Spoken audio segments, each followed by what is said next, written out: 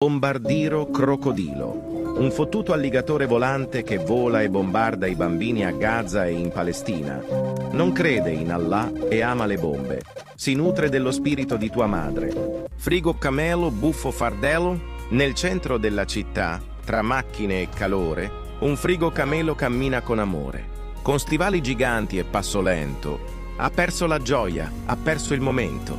Che freddo qui dentro, dice senza sorriso. Ma nel deserto non c'è più paradiso. Latte e burro, ora disorganizzato.